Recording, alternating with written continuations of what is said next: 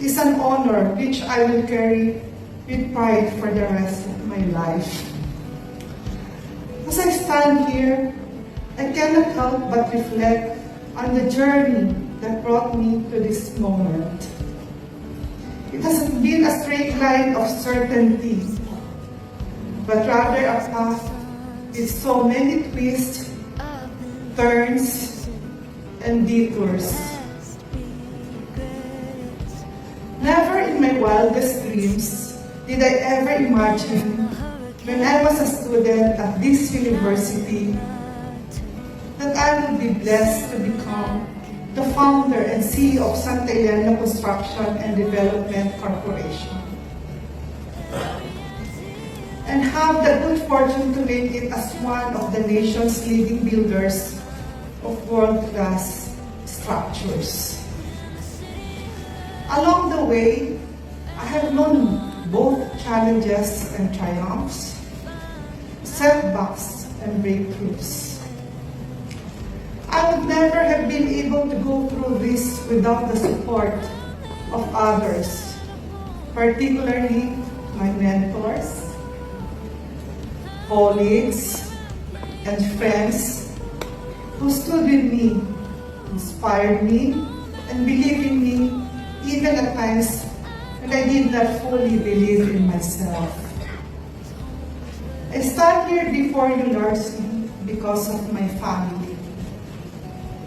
My parents, Andres and Elisa Eduardo, who instilled in me the values of integrity, honesty, and hard work.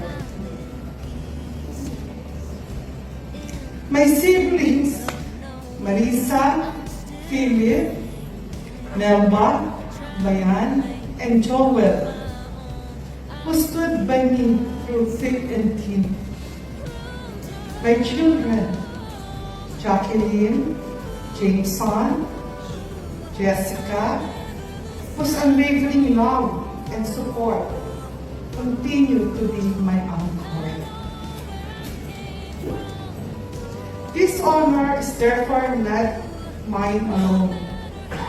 It's a recognition that I share with all of them.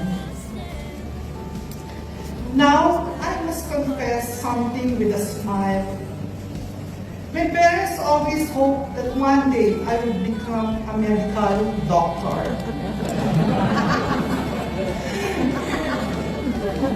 They envisioned me with a stethoscope around my neck, diagnosing illnesses and bringing healing to patients. Life, however, had other plans for me. I never became a doctor in medicine. Instead, fate has led me here today to receive an honorary doctorate degree in commerce.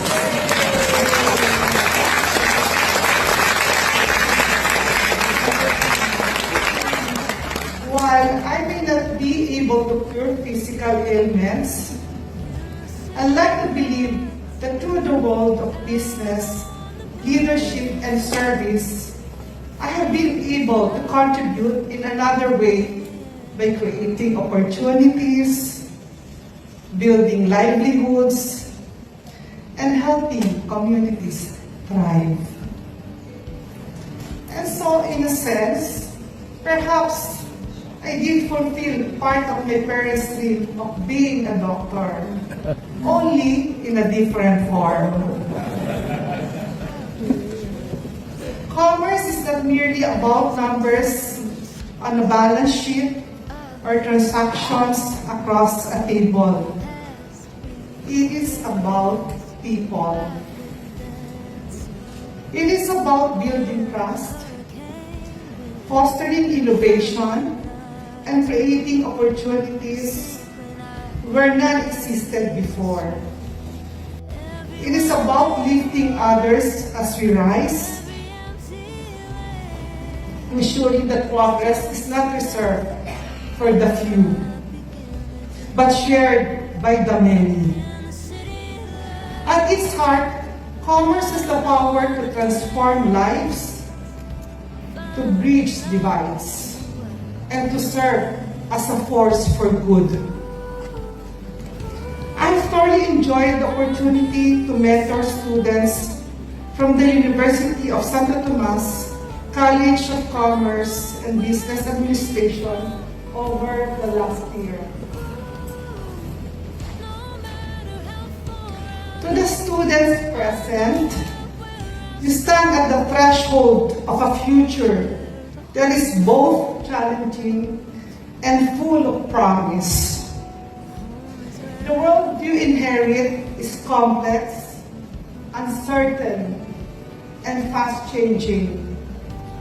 Within that uncertainty, however, lies extraordinary possibilities. The education you will receive at this university will hopefully enable you to have the capacity to lead, to innovate, and to make a difference. As you go forward, I urge you to remember this. Success is not measured solely by wealth, titles, or accolades.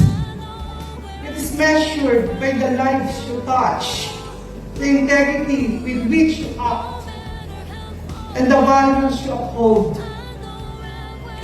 Through all of this, my Catholic faith has been my source of guidance and inspiration. Every milestone I have reached, every structure my company had built, and every life touched through philanthropy is not my doing alone, but more so from the grace of God manifested through human hands. This honorary degree is more than recognition of past accomplishments. It is a reminder to continue striving, continue giving, and to continue believing in the transformative power of education, commerce, and leadership. I accept it not as an end, but as a new beginning with a renewed commitment to contribute, to mentor, and to build for the future. In closing, I offer my sincerest gratitude to my alma mater, the University of Santo Tomas, to its leadership, to its faculty, to its students, and to its community. Thank you for bestowing upon me this profound honor. May we all in our respective journeys continue to dream boldly, work tirelessly, and lead with both head and heart. May this day mark not only as a celebration of achievements, but a launching point for even greater things to come.